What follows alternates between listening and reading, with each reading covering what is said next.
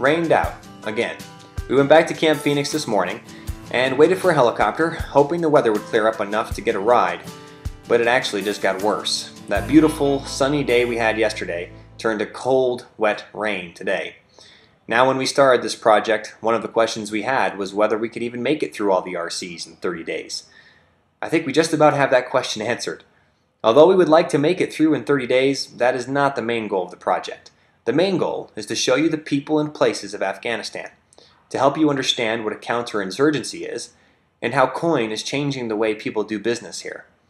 We want to help you see the culture and history of the Afghan people, as well as give them a voice to the world. Now, because of the weather situation here and out east, we're going to try to head out west tomorrow and make east our last stop. Sometimes, along with patience, you have to be flexible. Now, with that in mind, I took a walk over to the hospital on base. About 2 weeks into my tour here, I gave myself a concussion by whacking my head into the side of my bunk bed as I tried to get up in the morning. Not a crowning achievement to write home about, but nevertheless, that's part of my story here. The hospital is run by the French, with a staff representing at least 5 other nations. Day 24 starts right now.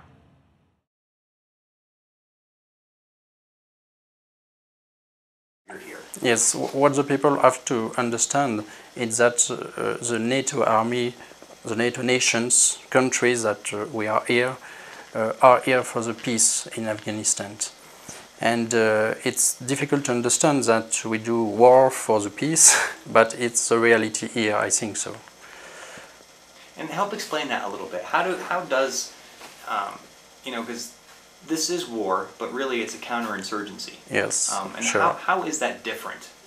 Yes, in a war, classic war, we know the enemy, and we have very well identified enemy.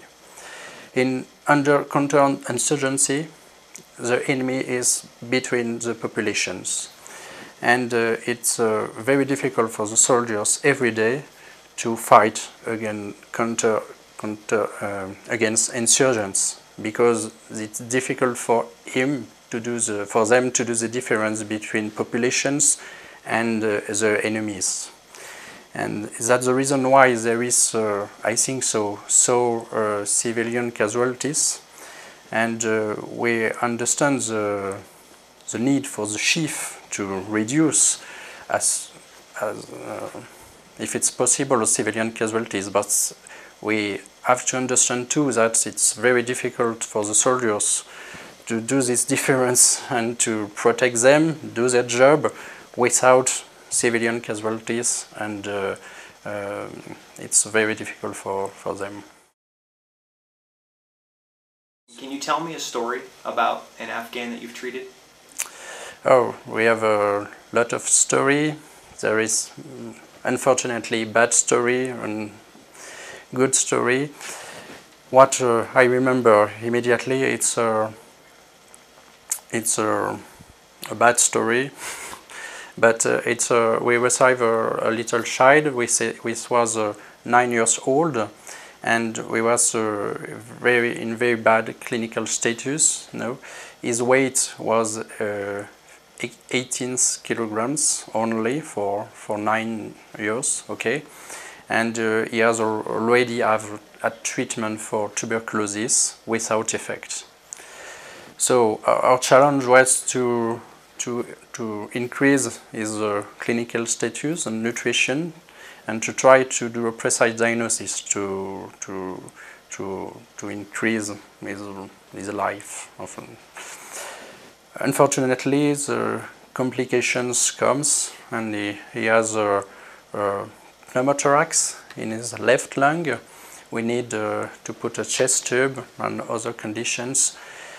And after 2 weeks, unfortunately, he died from his very, very bad clinical status.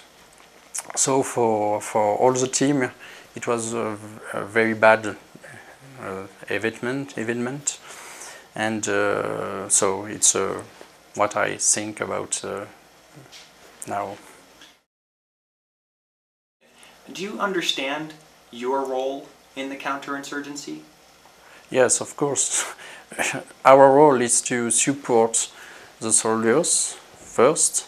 It's the most important mission that we have to do.